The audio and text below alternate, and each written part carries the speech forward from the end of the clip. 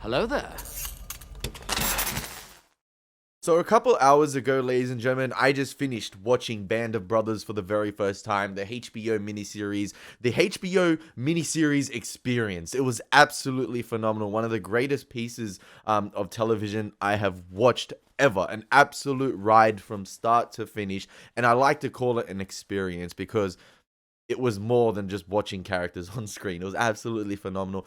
But we are not done yet with the Band of Brothers content, because there is an unofficial 11th episode, as you guys like to call it in the comments, a documentary titled We Stand Alone Together, The Men of Easy Company, and I am here to react to that documentary. In fact, I am planning to upload this with the finale as like sort of a double package, double upload. A 2-episode package that you guys can watch back to back, because I feel like it will be fitting, watching my finale reaction and then leading on to the documentary. So we're here to watch that, and hopefully I can just include the entire documentary because it is up on YouTube. So hopefully there's no copyright restrictions to it and I don't have to edit my way through it. Ladies and gentlemen, my name is Elie Moses, a 24-year-old law and film student here for Sydney, Australia. Absolutely shittiest shot. This is We Stand Alone Together, The Men of Easy Company, a documentary. Let's get into it. Let's go. Okay. Welcome. Hi. Thanks for Hi. sitting down with us again. We appreciate it. Could you recount again for me the incident in which you were wounded? And I said my act of contrition, because I'm a Catholic. And then the next thing I thought of was my mother. And I thought, what's she going to say? Because I was an only child. Damn, man. We're really gonna start like that? Also, I would not have survived Bastogne because it's 15 degrees here in Australia and I'm wearing high vis and 3 layers. Like,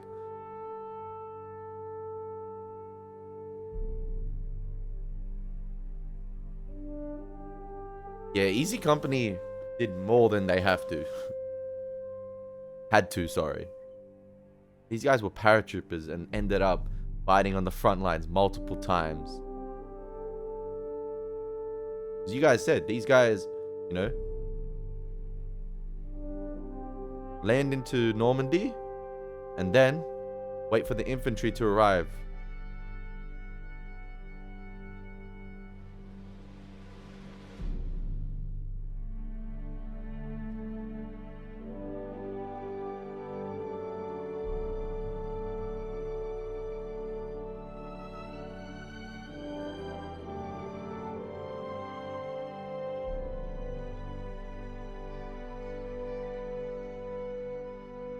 One of 1st Airborne Division, AD.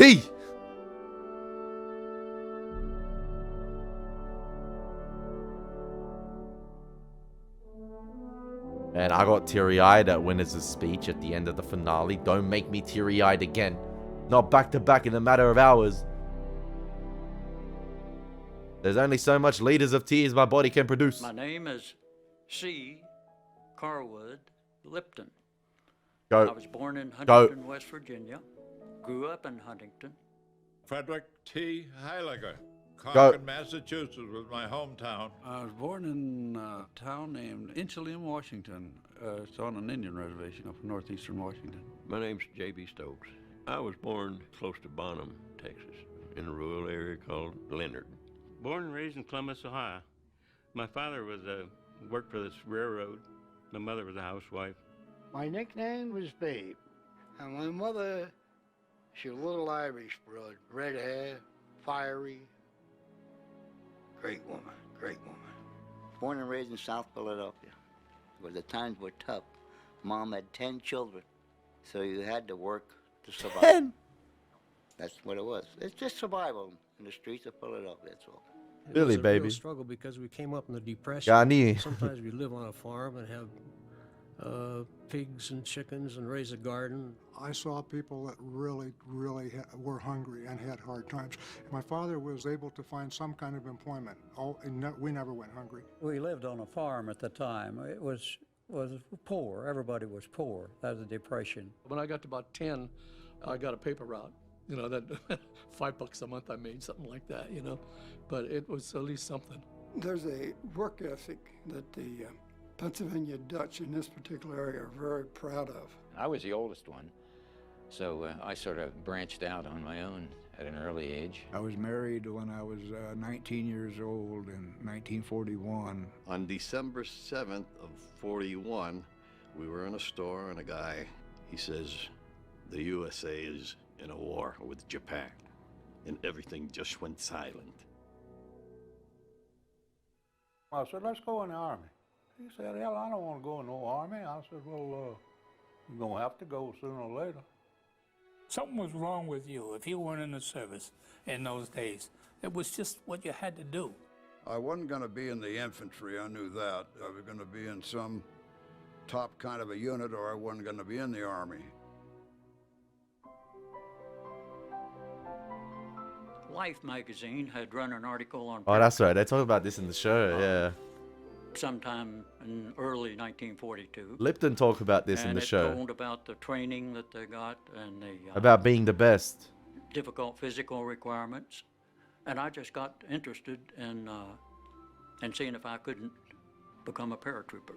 Nobody forced you to do this. You volunteered. And it was the notion Go. that you wanted to do something, you wanted to be with the best. But once you got in there, you was proud to be. We was proud of our boots. We was proud of our shoulder patch. And we was proud to be paratroopers. And we was proud to be working with the guys we were working with. You know these people that you're in service with. You know those people better than you will ever know anybody in your life. I mean, you know them right down to the final thing, you know. And that comes when you start your training, while that progresses.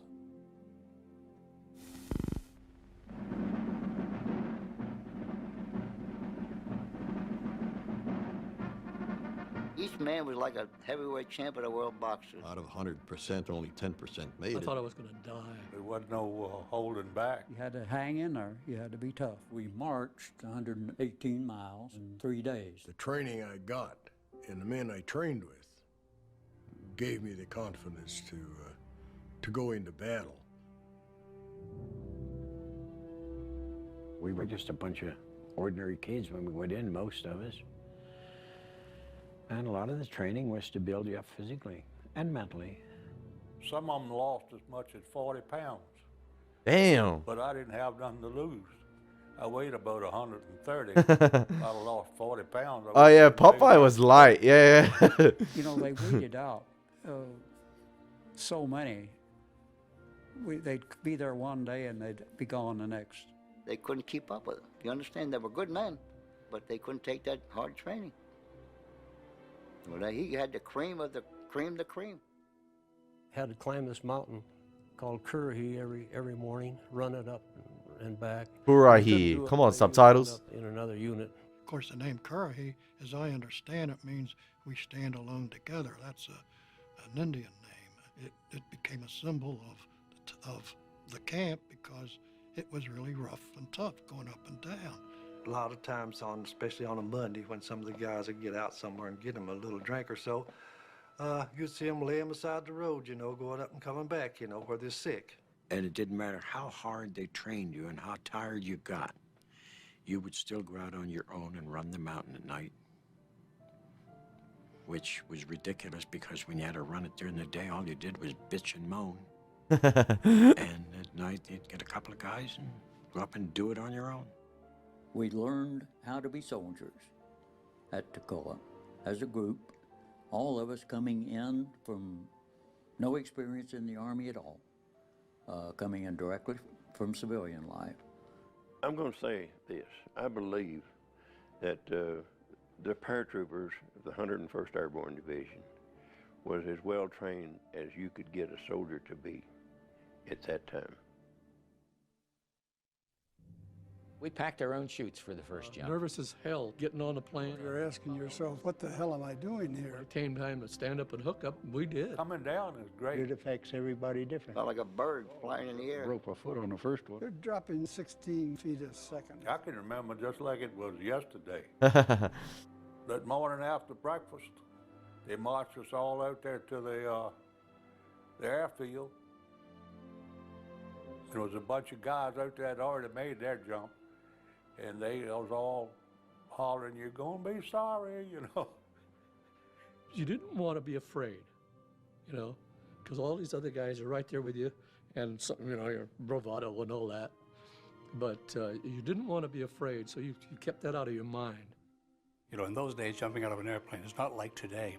My first flight up, I jumped. I was years before I ever landed in an aircraft. Crazy.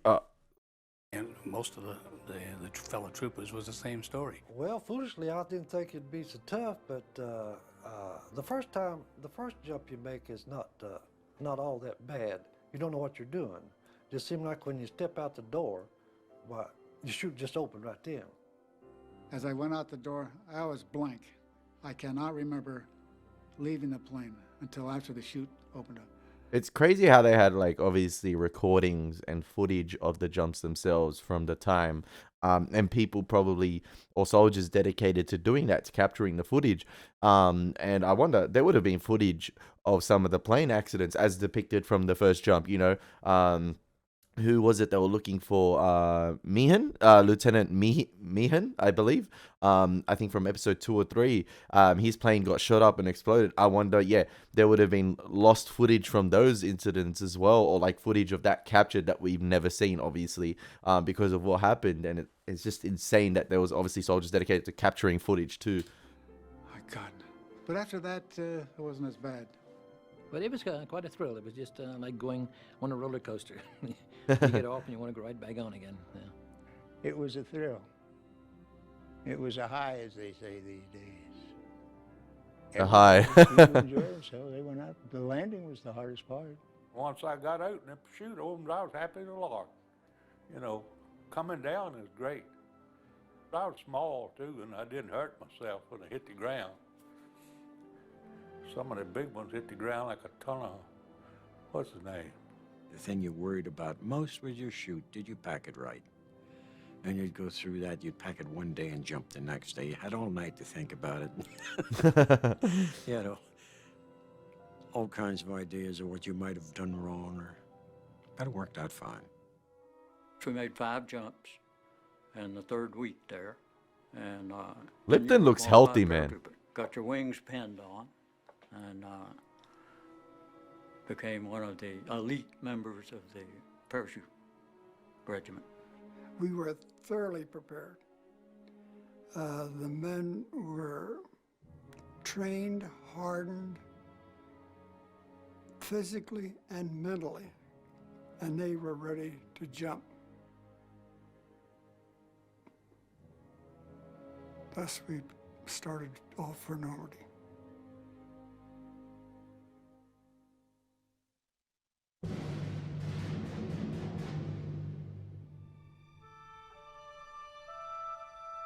Oh, okay, so that footage was just the test jumps probably within the US. When you walk up that gangplank, you know you're gone.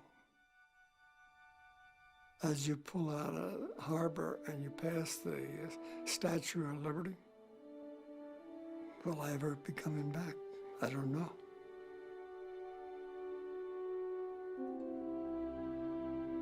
Damn. You know you're in the parachute troops.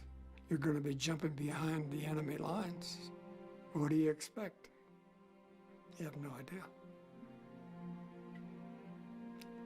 That'll make anybody stand and search his soul for a few minutes. Yeah, no matter how much training you receive, nothing can prepare you for the actual, you know, what to expect when you drop in. We were ready. We were ready. We were stationed in England for about a year before D-Day.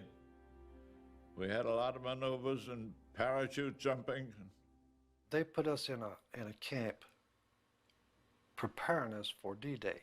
In other words, just about a week before D-Day, they put us in no liberties, no nothing. You couldn't get out of the camp. They had guards around the marshalling area, so nobody could leave. That's when you felt that this is it. Yeah. We did not know which day. We did not know where we were going to jump until we were locked in. And then they had debriefing to tell you exactly what your mission was. And they took this map and they made a scale model of the features of the land. They put in all the little buildings, all the bridges, all the little knolls, all the sand dunes. Everything was in on that layout. We knew it by heart. We knew exactly where we were going. That's We knew insane. exactly what to do.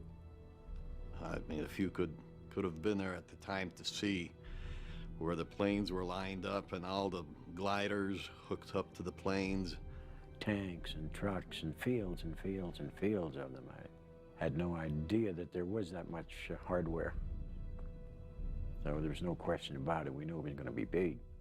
And that day that, we got the orders to get in the planes, this is it.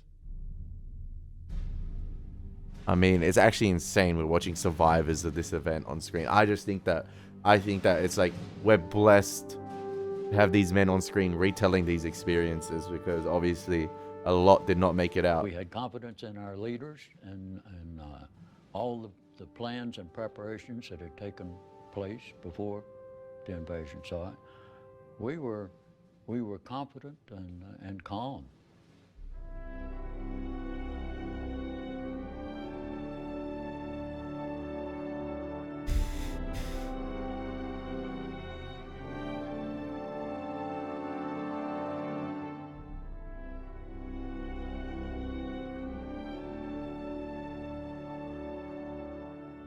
We were all loaded down to the gills. We carried everything that we thought we could carry in the line of personal items, plus the necessary things we were assigned to carry, and we were loaded.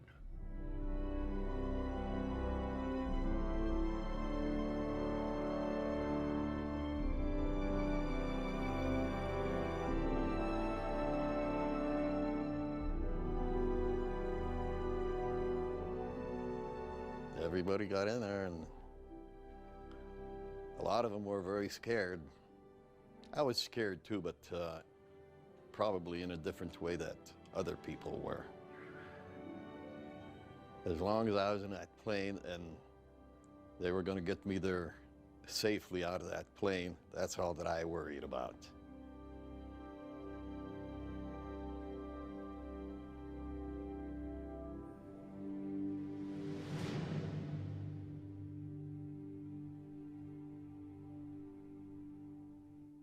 At the time, I had no feeling whatsoever. Like I said, my feelings was for my brother who was killed at that time. Oh yeah, from Italy. That infuriated me to no end. And that's when I jumped on D-Day, I swore I was going to kill every damn German I came across. Yeah, That's why I think they nicknamed me Wild Bill, because I did a lot of killing D-Day. Garnier was on a mission, man. The sky was pretty clear coming across the channel. So since I was jump master, I could lie in the door, at the door of the plane with my head out in the slipstream looking down. And I saw the thousands of craft, ships, everything from LCIs to battleships down there in the channel. And I think that's when I first realized how large the invasion was, tremendously large the invasion was. We rode for about an hour and a half, I guess, before we went down off the south end of England and then across the Jersey Islands and then across the Cherbourg Peninsula. And that's when the fireworks started. Black was terrible. Any aircraft was absolutely horrendous. It was like a July the 4th celebration 10 times over. Then it would hit under the wings and body, and you could hear it going brrr, like gravel hitting on the fender of a car. I'm sorry to laugh, but Popeye, the nickname, perfectly fits his character. He just looks like a Popeye. He sounds so enthusiastic every time he speaks. And the character in the show, for what little screen time he had, Popeye, I feel like the actor portrayed it really well as well. Like, I gotta give props to a lot of the actors, actually every actor in the show, for nailing down their characters, in my opinion. I thought they were absolutely fantastic. And I feel like this is the best time to be watching this documentary. Only like a couple of hours straight after finishing episode 10, as it's still fresh in my mind. And Yeah, it's insane. It's You insane. could see tracers all over the place. That's why everybody wanted to get out of the plane as fast as they could. Whether it was high, low, no matter where we were out, they wanted out of the plane. They were getting shot up. But finally, the pilots, I'm just happened to read their mind is, okay, we got so much gas, and we're going to have to get back to England. So what are we going to do with all these guys back here? Give them the green light sometime, get out. We're standing there ready to jump. There was a certain relief, I think, when the green light came on and everybody said, let's go. And I jumped up on a run and hit the static line with the hook and out the door, you know, and got such an opening blast from the My guy Compton. shock from the prop blast that it broke this chin strap that we had on this helmet liner, and that's when I lost this famous leg bag that everybody talks about just from the shock of the opening. It just flew right off my foot. The British come up with this. They call them leg bags. They got to be this big, and you keep stuffing everything you can get your hands on in them. It's supposed to weigh 10, 15 pounds. By the time you get done, it's 40 or 50 or 60 pounds. Everyone that jumped with a leg bag or supplies, they lost it. Most of the paratroopers that landed didn't have nothing. I was one of them. Great design, Brits. Tore right off because we jumped at speeds of 150 miles an hour, maybe even higher, I don't know. And lower than we should have been. But that wasn't bad either because you got to the ground quicker. When it went out the door, opened I looked to see if my parachute was open, and you could see tracer bullets burning holes through the parachute. And they told us that all you'll have to do is shuffle up to the door, throw that leg out, prop blast will hit it, and you're gone. Well, they were right. Only I was gone out and my leg was in. And I was hanging upside down, looking at everything down with my leg in the plane and everything. And all this happened in just a split second. And Paul rolled me out. Paul Rogers rolled me out. I just helped him out. I just picked him up, put him out of this. That's my boy. We just wanted to get out so bad. And I come down right behind City Hall, watched them shoot at me all the way, which wasn't very long. And I could see the tracers, and they were kind of spraying around in the air. Whoever the machine gunner was down there that was concentrating on me apparently was not a very good shot. So they obviously would have acquired footage from the German perspective as well for this documentary, I'm guessing. And, you know, with so much time being passed, I'm guessing for documentary purposes as well, it would have been acquired pretty easily, I'm guessing, getting the licensing to this footage from the German perspective. But they were firing in every direction. Even in front of you, back of you, you don't know which way to go. The next thing is that you are getting close to landing and you're saying, there's some trees, there's a road, try and slip to avoid the trees, try and slip to avoid landing on the road. And I slipped a little bit, and my chute fell across the power lines, and I hit that fence and fell into a farmer's garden. And that fence had, I'll never will forget it, it had glass in the top of it and cut me up. Damn. And everything, but that didn't bother me. I was down, and I got down with my gun.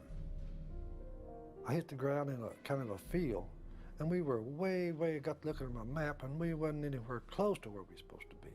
We didn't know where we were. We was plumb off our maps that they'd give us.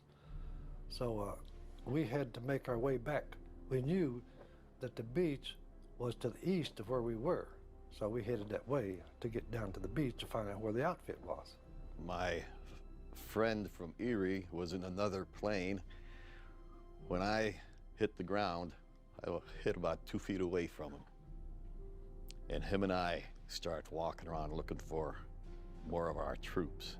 And we were running into Germans everywhere, but we had to hide, you know, because if we didn't, we were dead meat. And I lit in a tree.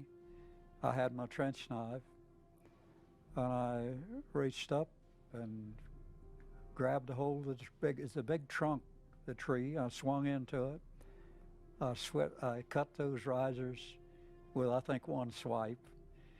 And I come down that tree like a monkey. And then there I was with a trench knife and a canteen and about 6 candy bars in my pocket, ready to fight the German army. You know.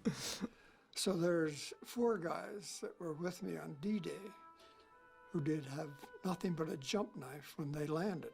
You can tell the character who, not the character, Winners, I don't know, the way he delivers his story here in this documentary has just much of a more serious tone to all the other individuals.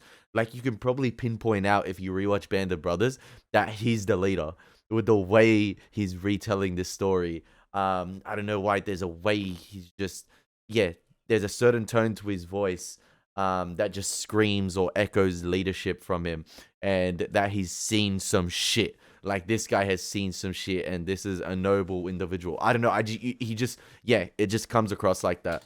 So we had a hope scrounge. As it worked out for all of us, later on we run across somebody who had been killed, and you take his weapon. Yeah, you got to scavenge. That's how you get a weapon for D-Day, rather haphazard. We were scattered all over the peninsula practically, so it was quite a confused situation, but we were better prepared for it than the Germans were. The Germans didn't know where we were. Whereas on the beach, those people coming in on those boats, Oh. the Germans had those big guns aimed right at them, you know, and just waiting on them. They had it tough. They had it tough. I admire every one of them. Those beach landings were something different, man. I think, was it Utah Beach or Omaha copped it the worst? Were pointed and firing right down on the beach. Just as I say And it. People out of the landing craft were trying to come onto the beach, and they were firing right down on them.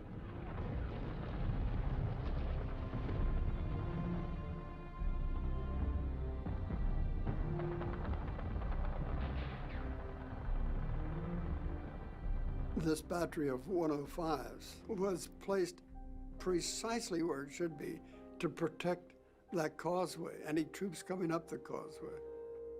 As you sit back years later on and look at it, you think, oh, this was laid out exactly right, tactically.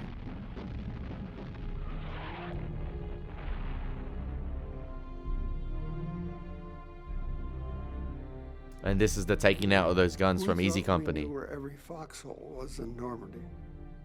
We knew where everything was. We knew it cold. But on this one, the Germans had moved in there and camouflaged us so well, we didn't know it was there.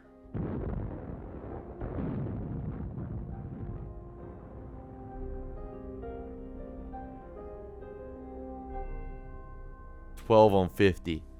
Damn. E Company was the assault company of the battalion. And we were been trained from special assaults and whatnot, special assignments. But they weren't aware of what we had. They didn't realize we only had 12 people. So we worked our way down through the farm area to a hedgerow, and Lieutenant Winters had us set up a firing position. And went up to scout it for myself, crawled out along this hedgerow to get a little closer to look it over, and I felt I could see a trench, and I thought I knew where our machine gun was. Winters was an exceptional leader. I don't know how they captured this footage at the time as well. Size up all through the war. Size up combat situations and decide quickly and correctly the best way to take care of whatever the problem was. I divided the group into 2 units. Lieutenant Compton was with me. I gave him half the men, and I took half the men. Gave instructions. I want Compton, Malarkey, and Winda crawl up there and hand grenade that machine gun. Crawl through the grass. And as you throw your grenades, I'll charge up with the rest of the guys. So I had the 2 machine guns set up to give him covering fire. while he crawled up there. I get out to this hedgerow, and I look up and I peek through the bushes, and I see a couple of Germans over here about, 30, 50 yards away, stoking this gun and firing it. And so I pull out a hand grenade, and I pull the pin on it, and I threw it as high and as far as I could throw it in their general direction. The damn thing had enough hang time on it that about the time it got to them, it went off in the air, and I perfect got one throw. of them. Then I jumped up with a couple other guys, and we charged so that we all jumped into the first position together. They had trenches cut in there where they worked, the Germans did, and they jumped down in them trenches, and they worked them Germans like a dose of salt. 3 Germans broke off from this position to run across the field, which was the wrong thing to do from their viewpoint. We cut them down. I was in a trench, and I looked and I saw an arm. I didn't even see it. The man was in a camouflage tent, and I didn't even see him. And then I saw an arm stuck over that tent and one of those potato masher grenades, stick over there, and I said, well, he's gonna miss me. And that thing fell right down in that trench with me. And I was trying to scuttle my way out of the way of it, and it went off. And I felt like it blowed my butt over my head, and pretty near did. He's behind the enemy lines on D-Day. Does he holler help? No. He hollers, I'm sorry, Lieutenant. I'm sorry. I goofed. I felt like I kind of let him down, but, that's neither here nor there. My God. It's beautiful when you think of a guy who is that dedicated to his company, to his buddies, that he apologizes for getting hit. Damn, man. But that's the kind of guy he was, and that's the kind each one of them was. They were all the same.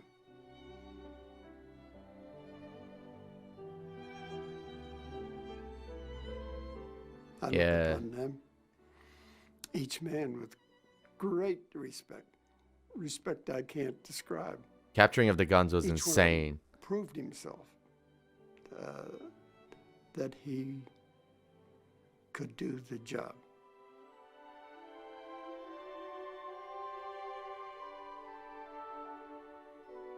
We've been through Normandy. We've been through battle. And maybe if I had been harder, if I had done a little bit better job, there would have been a couple more men going home. So that's the leader Winners is, man. He wants perfection. Damn, man.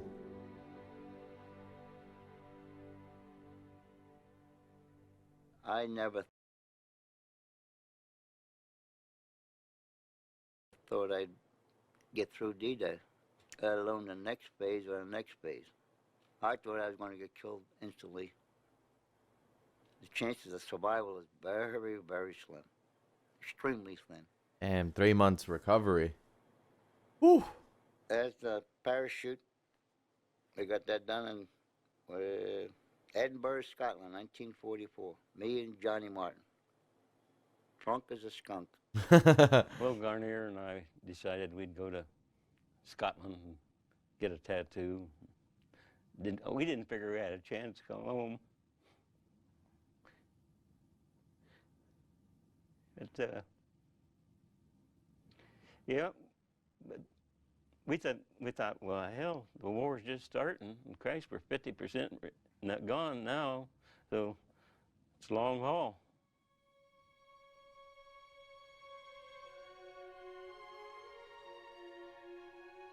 The 101st came back from Normandy after about 33 days, and we were the replacements for the people who were killed in action or wounded in the Normandy mission. There were young kids that came in, and for some reason, I don't know why, they were the first ones killed. And I think maybe they were trying to impress the older guys, maybe people like me or Shifty. We were in awe of them. They were wearing infantry badges, you know, their uniform. They had a star on their jump wings. They were like heroes to us, you know. That's how we looked at them. Too eager to impress, I don't maybe? know why, but I got right there to where I didn't want to be friendly with replacements coming in because, God, I didn't like to see them get killed. It just tore me up. And I don't know why, but they were the first ones killed. God works My in 10-man mysterious squad ways, that I was man. in, 8 were replacements, and the squad leader and the assistant squad leader, Sergeant Muck and Corporal Pinkella. Well, they'd been to Normandy. We had not. Oh. There were 8 of us hadn't been anywhere but Auburn. Penkela died in And Bastogne, then the yeah? training got really tough between there and the Holland jump. It was training. And we had a couple of missions scratched. We were supposed to jump on a French city of Tournai. And it got to the sand table part where we all gathered around to see which bridges we were going to do, who was going to do what. And General Patton's troops overran the drop zone. So that one was called off. And we were wondering if we were ever going to get to go. And then, of course, it got to be September.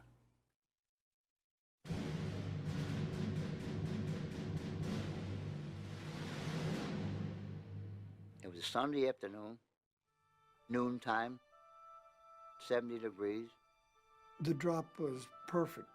It was a mass drop. Everybody was dropping on the same field. Daytime drop's a lot easier. You can see where you're going. You can sort of prepare for the landing. I saw a plowed field, and I slipped right over it, and I believe I almost landed standing up, you know, soft. A great jump. The most dangerous part about it was the fact that people are continually losing helmets and equipment, and all this equipment's raining down. And if you get hit with this, you're going to be killed or wounded before you get off the drop zone. Everybody got together. We all assembled very fast. We moved out towards the Wilhelmina Canal. Our mission was first to take a bridge over the Wilhelmina Canal. It took us hours to get there. And taking hours to get there, the few German troops that were to secure this bridge had plenty of time to set their charges to blow the thing up. And just as we got to it, I was maybe 150 yards away, it blew up in our faces. These rocks and timbers were flying, and they're falling all around you, and you can't help but think to yourself, my God, what a way to die in combat, to be killed with a flying timber. That we were that close. It delayed us until the next morning. We wanted to get across that night, but it took us till the next morning to get across.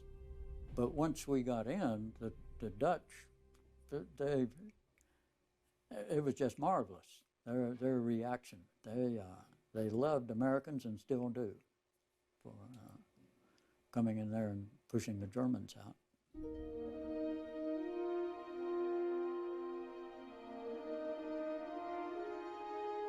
They call us angels from the sky, which we were. I mean, you're under German occupation for 4 years, right? It's horrible when you see paratroopers come out of the sky on Sunday morning. Who are they? They're the angels. They love you. Yo, the actor who played Garnier nailed it. Nailed it.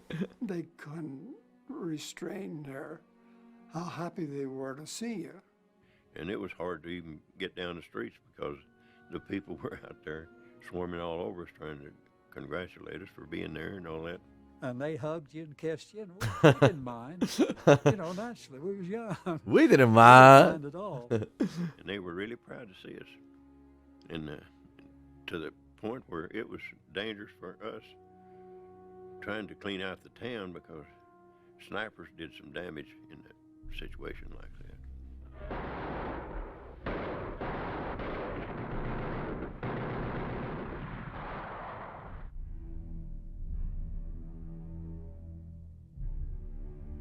We had a lot of fighting in that area because we're sitting right on the Rhine River and Germany's right across the river, you know. They're fighting like heck to keep us out of Germany. It's called the island. We call it the island. And we set up positions there. Had some substantial battles there. They could observe any movement we made during the daytime, and at their will, they could shell us, put mortar fire on us when they had a target of opportunity. I heard something coming down. I knew what it was, a mortar shell, and I threw my arm up like that and went down. It lit within 3 feet of me or 4, but it lets, when it blows, it goes up like that. And it went through my arm and hit me in the head, and I was bleeding pretty good. Well, I was picked to go up on a dike. So of course, when you get to the top, you don't expose yourself. So I took my rifle and put my helmet on it and put it over, even with the road on a dike.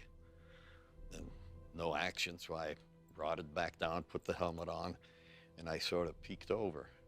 When I peeked over, I see a hand there with a potato masher, and he threw it at me. Damn. I ducked down, it hit my helmet and bounced off. So when that thing bounced off my helmet, I hollered out to the guys below, "Live grenade." If Lesniewski hadn't hollered live grenade, and I had enough sense to know that that's that grenade that hit my rifle and is laying right in front of me, in my face practically, I know I'd have either had my head blown off or I would have definitely been blind. There's no question about that, not any question, because I just got turned just part way and it exploded, and then it caught me in the face, neck, left arm, under the arm, in the shoulder blade. I hollered for them to, take off. I said, "Get the hell going back." And I had 8 grenades, so I started taking them off, pulling the pins and throwing them over. And while the grenades are rolling down or landing wherever they were hitting some of the crowds, because I could hear screaming, hollering, crying, and I think I threw the 8 grenades in about 4 seconds, and then I took off. Damn. So the doctor that counted the holes in me down at Nijmegen,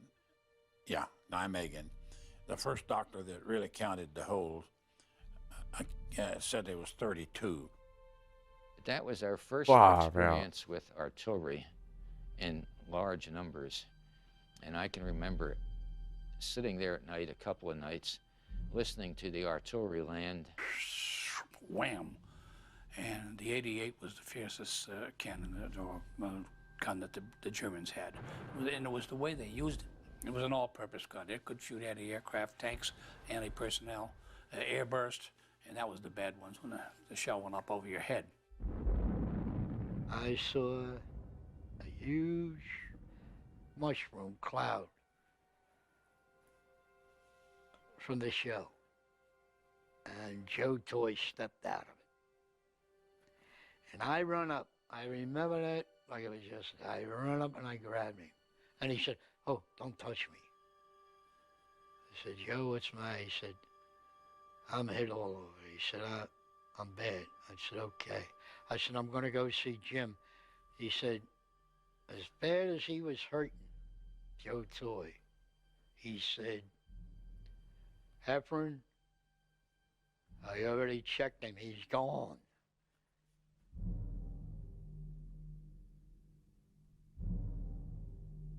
Jim Campbell might be alive today. If he hadn't have said to me, "Heffron, you stay here with your gun. I'm going up." And I never, I sleep on it, I eat on it, I never forgot that. Actually, I talk about it in the episode 10 finale reaction. These are experiences these men will carry forever. They're bonded by these experiences. And then Winters goes and says that as well towards the end with his sort of final narration. And I don't want to pause too much during reacting to this documentary because I just want to stay locked in and watch it and give it the respect that it deserves. So apologies if I don't, comment a lot of the times. But yeah, I'm just locked in watching it. And yeah, I'm just so invested. So it's something you know, watching Band of Brothers for the first time, you know, it really hit different. And I'm glad I got to experience that experience. And I just feel like these men retelling the stories at war deserve the utmost respect with this reaction, after having seen that show, because that show is as close as to the experience you're going to get. And then you're watching the men retell those stories you just watched 10 episodes ago, or 10 episodes. And anybody that went through it, I'll tell you the same thing. They can't die. It's just so bad all your life. You got to remember what one guy did because he thought it was his job to do, and he took a shot for you.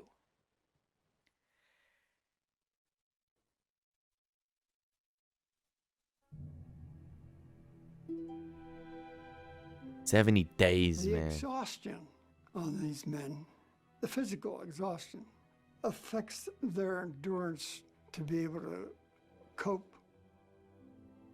You don't realize it at the time you come off the line from living in the mud and being absolutely miserable for 70 days straight. You didn't realize at that point that you're only going to be off the line for a few days and you're going to be facing Bastogne. Huh. The worst of the worst was yet to come. This is the last desperate action of the Germans to turn the tide of this whole war.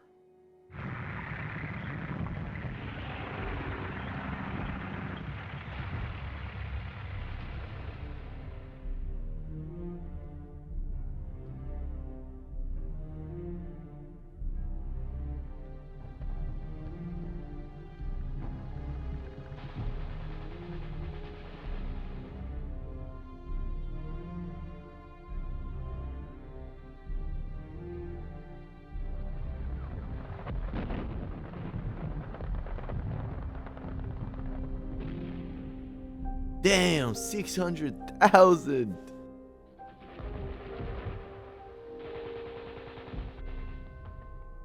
But it is Bastogne, though. This is Bojack's Woods, right? Yeah. It is the woods. Sure Is that- looks different now. There ain't no snow.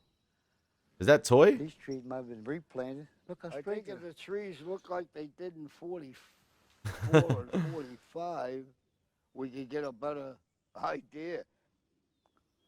That's it. Yeah.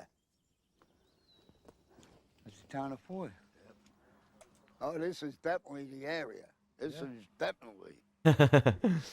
Well, there's the town of Foy right over there. Oh, Ghanaian The babe. empty field where those cattle are grazing. About a half a mile away to be. Yeah, we had an outpost set up looking right into the town of Foy, and they had to watch everything going on because we'd come in here and go to sleep. We had our foxholes right over here, and the other area, wherever we had to move out and dig in again. Of course, the Krauts had plenty of artillery. Most intense I ever went through right here. Shelling. Most intense in the world. You couldn't believe it. You had to be here. You just dove in the hole and just pray. That's it. If it comes in, you ain't going to know it. You ain't going to know it. We lost Muck and Pentella over on this side. They were killed instantly. Direct hit, 88. Direct hit right in the hole.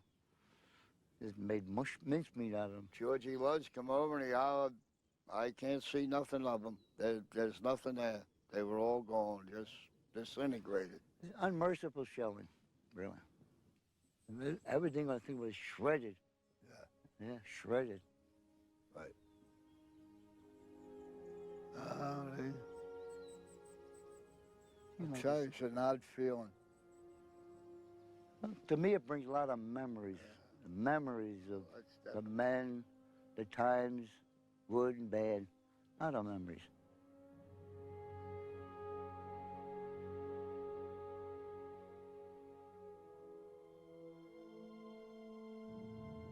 It was the most miserable place I've ever been in my life.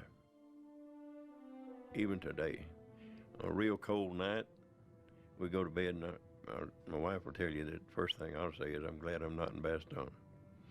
The Germans wanted to get Bastogne because of the road network. That's why it was such an objective. So that's where we had to hold. It was pivotal. Which we did. Now, I've talked to obviously multiple people about World War II in my lifetime, and there's one thing that stuck with me.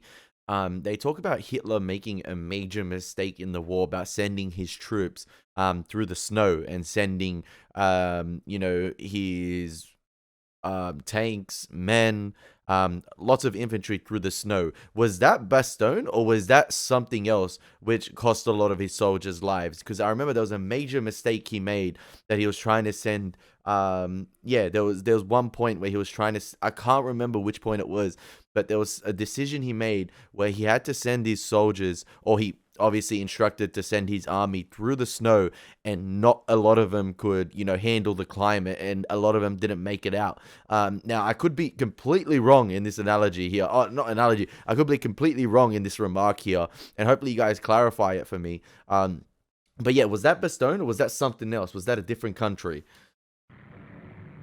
It wasn't Belgium. 318 trucks come in around noontime, and by that evening, everybody was loaded and moving out. We were short of equipment. We didn't have enough ammunition. We didn't have enough warm clothes. But that was at the beginning of the episode. Confidence that our higher military authorities would get to us whatever we needed. That when we got up there, we didn't know what we were getting into. There was very little information, only that the Germans had broken through.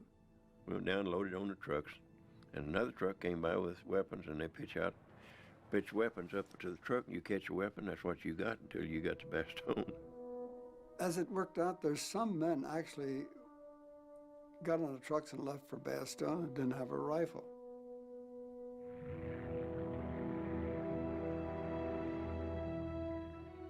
When we got there, we saw men singly and in twos and threes working their way back, some of them even without weapons, without equipment.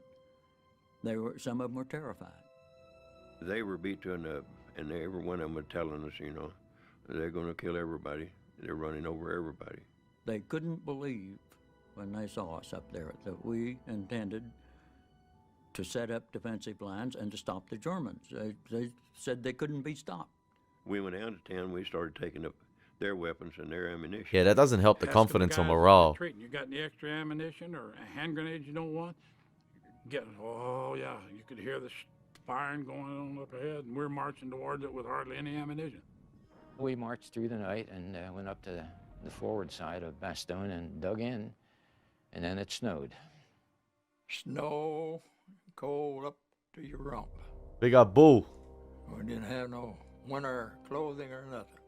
And that's where a third of the doggone casualty was either frostbite or trench foot or whatever you want to call it. Bad move. A lot of snow. A lot of everything you didn't like. Ooh, cold place. At this particular time, it's on top of a kind of a hill, and top of the hill had pine trees, and we set up our positions around the fringe of the woods. In Belgium, the trees are planted. They don't grow like they do in Maine. They're rows of trees. You look down a row and you can see a half a mile. And there was on top of this hill, there was a ridge with a tree line. We were dug in on that ridge. Germans knew right where we were, and they really gave us a shellacking.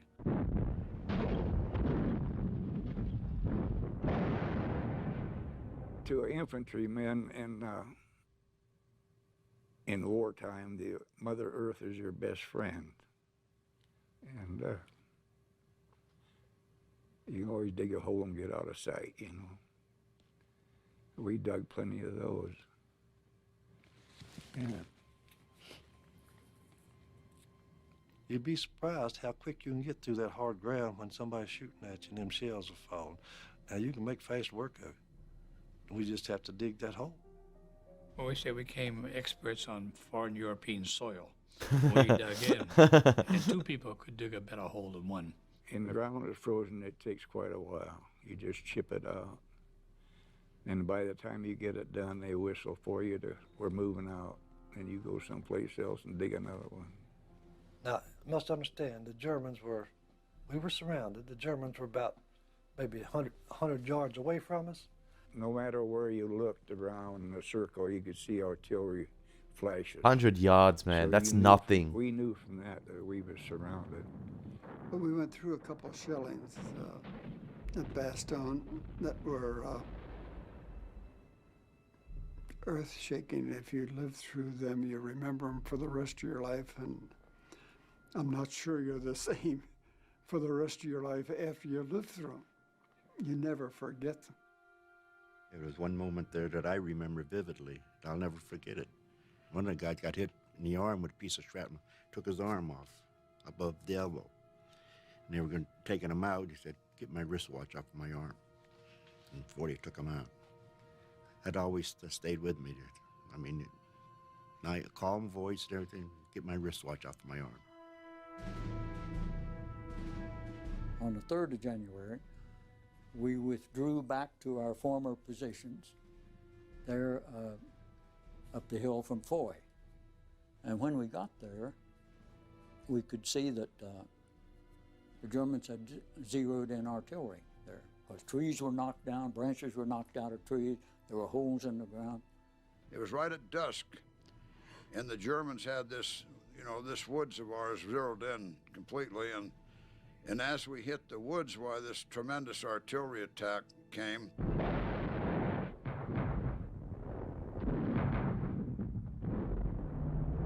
They knew where we were, and they started shooting point-blank 88s into our area. They were letting us have it, everything. From the kitchen sink mortars, Erfelwaffers, that's a rocket thing that's a screaming sound. It scared the hell. I mean, I was scared, but I think I was petrified then. I thought the whole world was shooting at us at once. I jumped into a foxhole that somebody had started and then hadn't finished. So I was crouched down in that foxhole, but it wouldn't hold all of me, so from about my nose up was above the ground. I could see all these shells hitting. Just imagine being there. I remember Lipton talked about it in that episode. I believe it was either the Bastogne episode or the Breaking Point episode. He talked about, it reminded him of a kid. It reminded him of the 4th of July fireworks, the first artillery barrage. But the second one, man, that's something he carried with him for the rest of his life. Those screams, the sirens, or like the noises these missiles make. You're never going to forget them. And you had, I think it was, I'm trying to remember the name. Babe, talking about, his story of, carrying that for the rest of his life, of someone, having to do something because they thought, it's what they had to do, it was their orders, and him telling him to stay in that position, and it cost that other individual's life, but saved Babe. Oh man, it's absolutely insane. Like nothing, I feel like that's the closest, the Band of Brothers episode 6 and 7, that's the closest we're going to get to replicating the events of Bastogne, and obviously the retelling here, but I feel like nothing will come close to what these soldiers, like 100 yards away, and then obviously at dusk, as Garnier was saying, you feel like the whole world is shooting at you, with these guys firing these missiles, or these 88s, I believe, at point blank range at them. The 88s, like, oh. Sergeant Garnier lost a leg, and Joe Toy lost a leg in the same place right there on one hill. I remember just this certain instance, Joe got caught not near his hole, and Bill and I were ahead of him, and Bill had not been hit, and he came up out of his hole quickly, and we were still under heavy fire. Joe said, "Jesus Christ, what do I have to do to die?" He got hit real bad in the back and the leg, and he's out there and called a medic, and he can't find a medic. I went out to see what I could do for him. Bongo, I got it too. I went over to Garnier. He was sitting on the ground, his leg was badly mangled. He was holding his leg and it was jerking like that. And he said, "Lip, they got old Garnier this time." He had been hit before, but they really got him there. We got him out of there, like Babe Heffron and I and some others, and they brought a Jeep down, and we put him on stretchers, and I better not talk about it. Yeah, better not talk about it. They're terrible.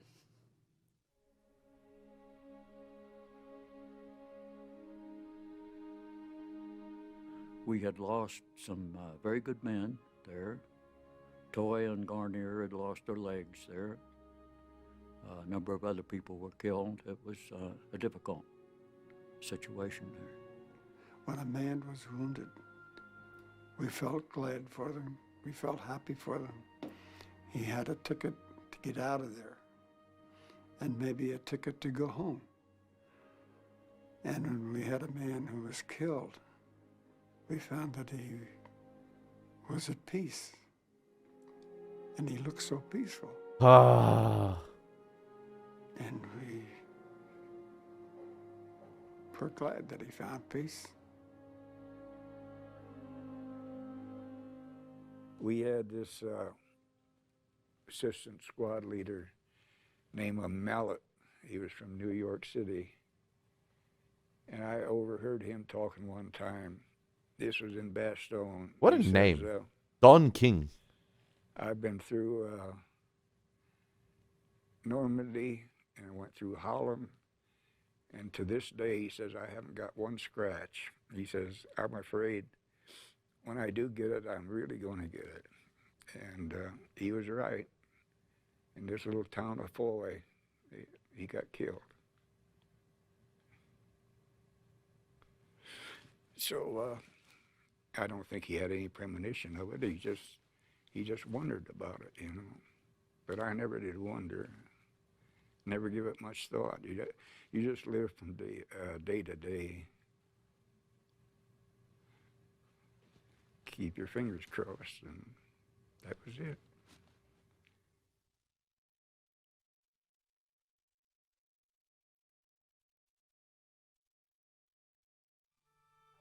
Damn, man. God rest all their souls. All of them.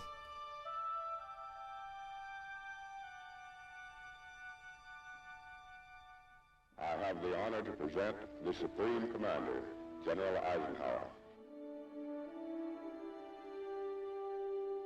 It is a great personal honor for me to be here today to take part in a ceremony that is unique in American history. Never before has a full division been cited by the War Department in the name of the President for gallantry in action. That's the 101st, baby. This day marks the beginning of a new tradition in the American Army. With that tradition, therefore, will always be associated the name of the 101st Airborne Division and of Bastogne. Good luck and God be with each of you.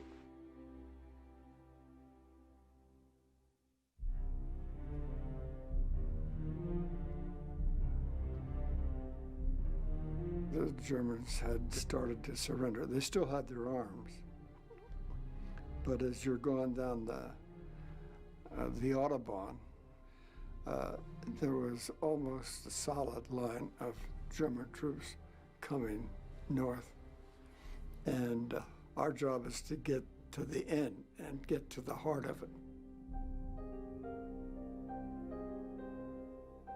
Berchtesgaden, that's the end of the line. It's the retreat that Hitler had for himself.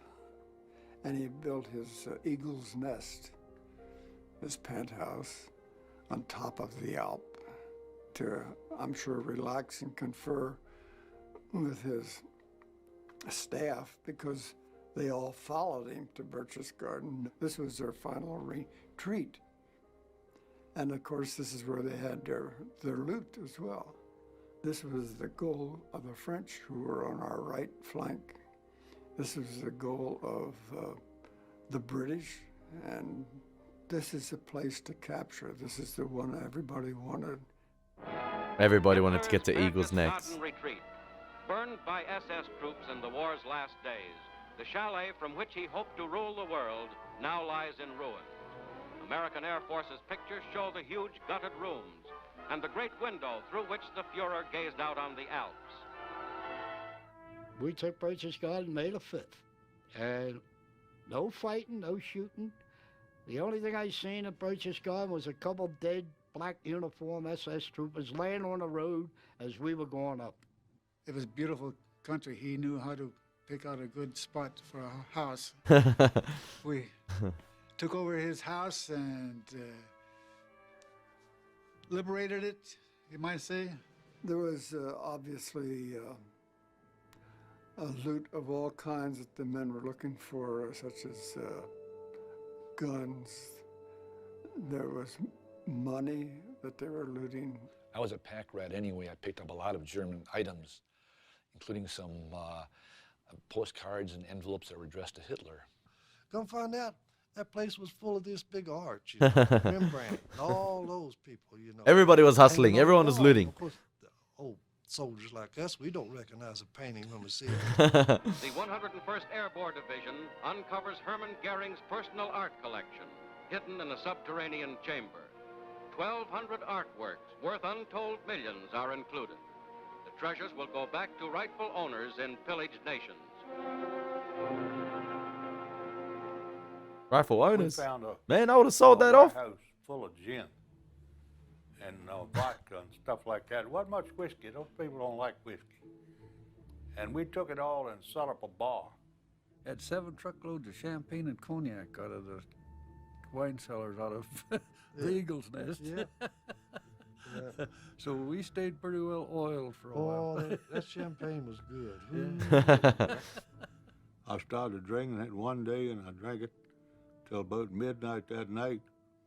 I went to the barracks, went to sleep. I didn't wake up the next day.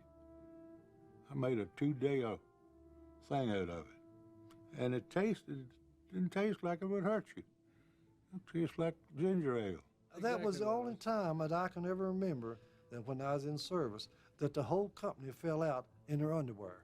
We didn't even have to dress, you know.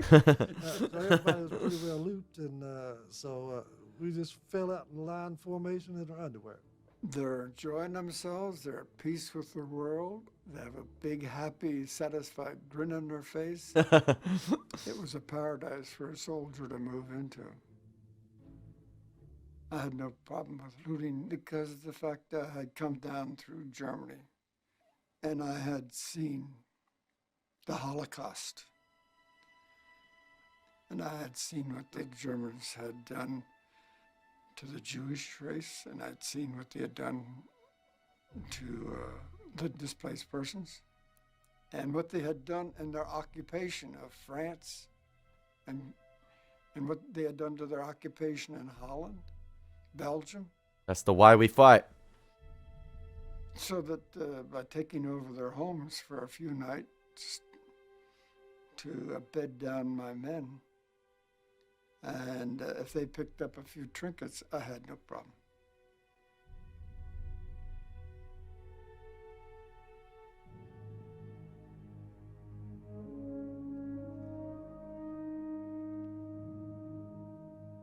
Nobody has ever taken the time to tell you how to handle a surrender. Jeez. We'll talk about that when we get there. Well, here we are. We got it. Now, how do you handle this?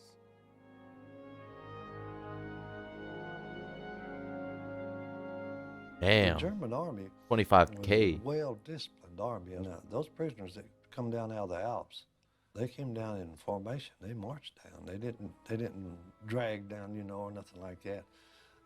They came down as defeated soldiers.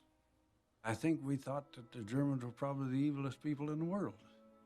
But as the war went along, we found out also that it wasn't the Germans per se. It was the SS and the special troops. They were the ones that could kill their own people, and the regular German soldier was not that way.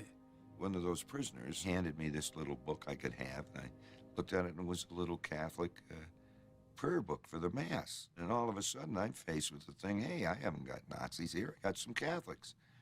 And I've got a Catholic good enough to stick one of these in his pocket. Oh, Keith. A lot of those soldiers, I've thought about this. Brian. That man and I might have been good friends. We might have had a lot in common. We might have liked to fish, you know. He might have liked to hunt. You never know, you know. Of course, they were doing what they were supposed to do, and I was trying to do what I was supposed to do. But under different circumstances, we might have been good friends. I have a great deal of respect for them as soldiers. They were very good soldiers. But they're still enemy. So they must be controlled. Cold. As prisoners. Cold. When it reached the level of surrender for company and smaller units, I was assigned this major.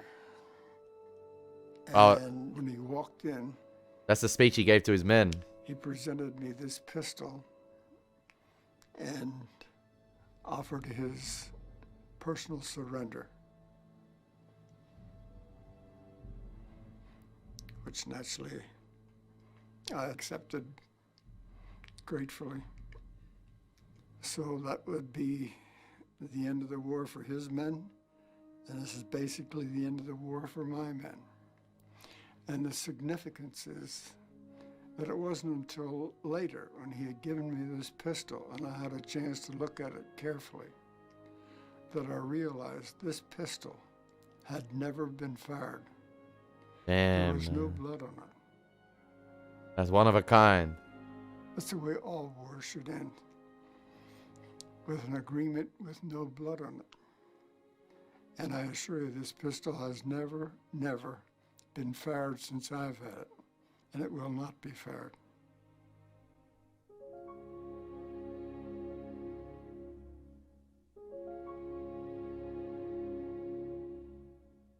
Oh, they still exist forever in our memories, man. I'm carrying that. I'm telling people about Band of Brothers, man. I'm making people watch the show. And flout ourselves. I didn't come home and, you know, I was a war hero or anything. I just come home, went back to like we did before we went. Yeah, that's actually insane. Live our life. I think it was difficult for most fellas coming back. They didn't know what they were going to do when they got out. I didn't, had no idea. Went to work for a coal company. Did some bartending and ran a pool hall. Took up a course in ornamental horticulture. It didn't pay very much, but there were a lot of nice people. I went to work where I was working before the war. It was Caterpillar Tractor Company. I became an industrial arts teacher and a social studies teacher. The spring of '46, I took a boat to Ketchikan, Alaska. I went to work for the government, a letter carrier for 37 years. I built homes. I went into construction. I went into hard work, tedious work. I'd done everything. You name it, I'd done it. Oh, one leg. Big up Garni, man. I ended up working on the waterfront. And I went with the CIA in Washington. Got a degree in 1948. After the war, I became a teacher and taught for almost 30 years. Got a job working for Nixon Nitration Works. I was making $75 a week. Nixon, yeah. Never become wealthy in life, but we have a lot of other wealth that means more than that, really. Everyone done well. I done well too. Thank God.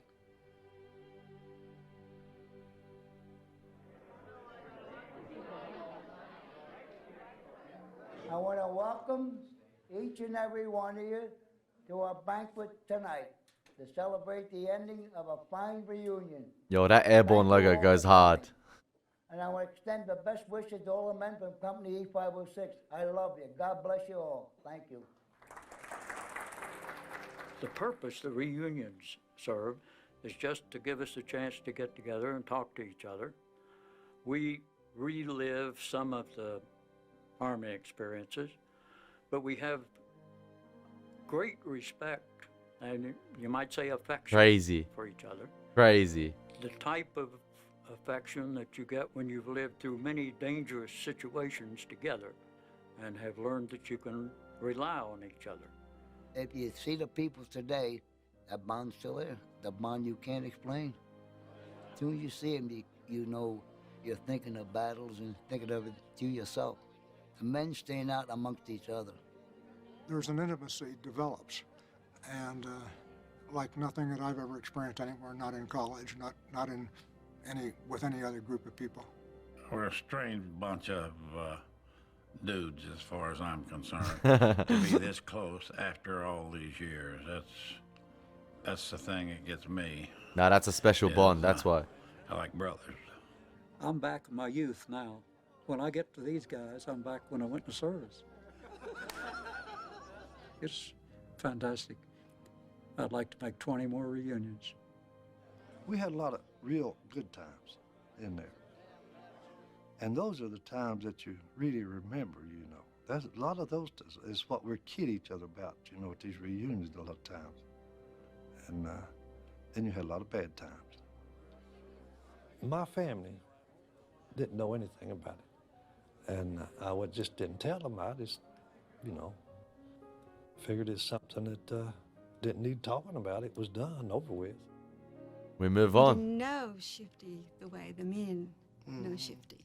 You know? So, but he started talking about it just in the last 5 or 6 years. Last 5, I'd say. It was like that was another life, you know, as he was another person, and we weren't aware that the stuff he went through, things he'd seen. I didn't even, you know, it didn't even dawn on me that he'd killed people. I really admire my daddy. He's a good guy. He's a real strong guy. Good old Tipper.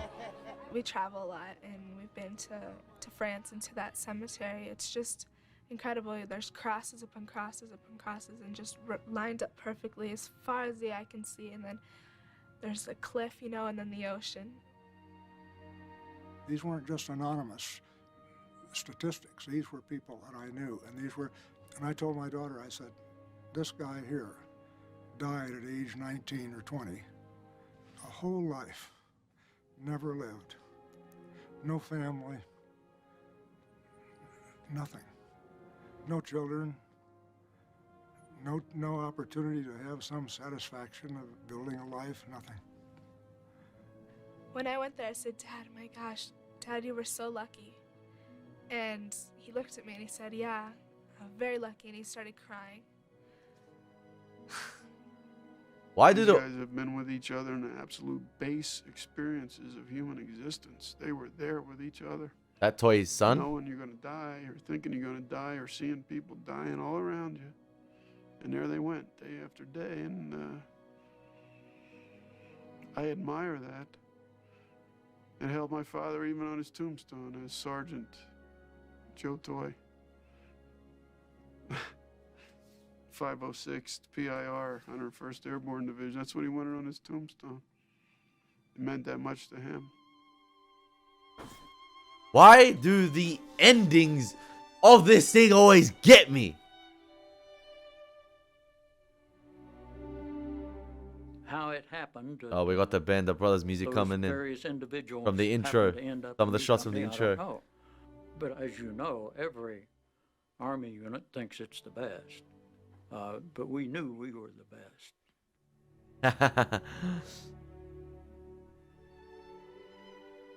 Think about your God more than anything else. Think about most of them every day. Something is etched in your memory, I guess. He'll never leave either. 100%. Popeye speaking straight facts here. Am I a little proud of having once served in that outfit? You bet your life. I wore that eagle on my right shoulder for 18 years. That eagle's- Probably the proudest thing in my whole life. That eagle's gangster. In Easy Company 506. The heroes have crosses over their heads, the ones that are buried in the cemeteries. Those are the true heroes, not us. We're just part of the work, that's all. And we thank God we got back alive. That's all. The real life Would you guy. like to be a mother or a father, and son never come back? the son and the mother and father of the heroes of the Second World War. Not the guys that come home. Let me say this. I don't believe there's very, very, very few heroes that came back from the war. They're still over there.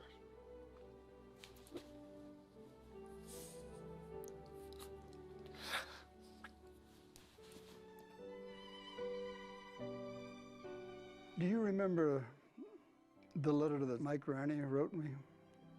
Do you remember how he ended it? I cherish the memories of a question my grandson asked me the other day when he said, "Grandpa, were you a hero in the war?"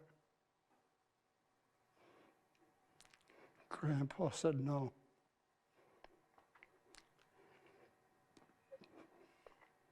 But I served in a company of heroes. That line still hits. That line hits. That line hits, man. I served in a company of heroes.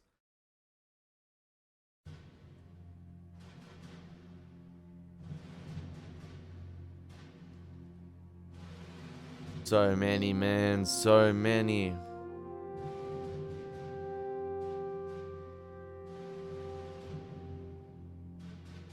Hoopla. Ah. Jackson.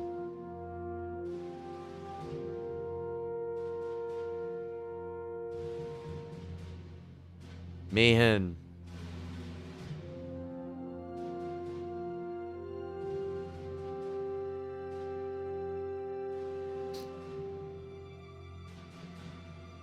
And Carla, man.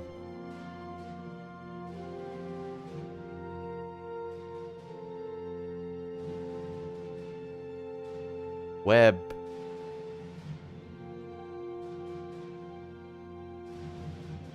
Oh man, that was so good. That was so good. I was like, why do these endings have to always get me? Like with the show, the ending right here got me again, man. I was just like, as soon as like the family members started speaking, I was like, hold it in, hold it in. Come on, we can soldier through this. But clearly I ain't strong enough.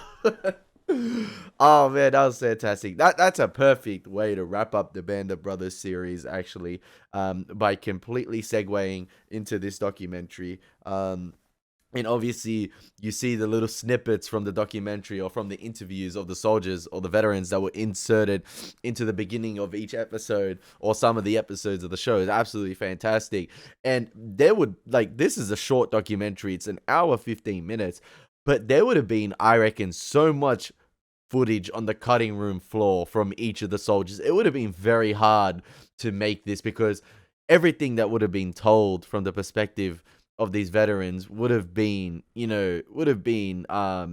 pertinent, like would have been absolutely, fantastic to include. I feel like this documentary could have went on for hours and hours with these soldiers retelling the stories and retelling their experiences during World War II.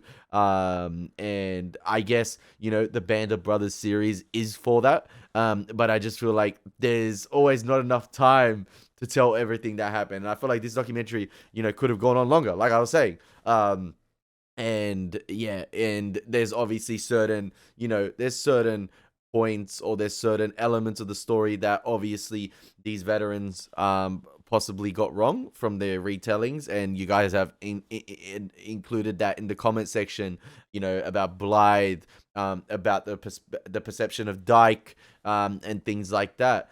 But, yeah, apart from those few errors, it's not going to tarnish the entire experience for me. No way. Yeah, there's always a few historical inaccuracies when you're, dealing with modern history, ancient history, anything. So you let those slide, of course, because everything else that's told here is absolutely fantastic. And this is a show I'm going to recommend to a lot of people. I'm going to recommend Band of Brothers to heaps of individuals. Like, I've already recommended it to my cousin and he started watching it. Yeah, it's absolutely fantastic. And, this documentary here is just the cherry on top, getting to experience or getting to, know the soldiers a little bit more. And obviously, a lot of those members of E Company that survived probably didn't make it to the point where this documentary was made. A lot of them would have passed before that. And those funerals would have probably got all the members that were remaining of the airborne division to attend each of the soldiers' funerals that obviously passed on following the war. And I've done a little bit of research actually in the hours leading up to this documentary about some of the soldiers. And yeah, a lot of them, like you said at the end, went on to live normal lives. A lot of them died in like the late 80s, early 90s before this series was made. I definitely searched up Eugene, the medic, and I believe, Lib got, apparently he went AWOL for a couple years before turning up after the war, and a lot of, there's not much information of it, but I think it was pinned down to PTSD. But yeah, there was a lot of characters I went and searched up after the show just to make sure they were all right after life. After war, sorry. I just wanted to make sure they're all right in life. I don't know if that just speaks to the type of individual I am, or like, the bond this show creates with the characters themselves. I just wanted to make sure, he went on to do well himself. He did this, he did that. It's sensational, guys, and I hope you guys enjoyed my reaction. As always, it's been your boy Elie Moses. Take care. We have the Pacific next. God bless and peace.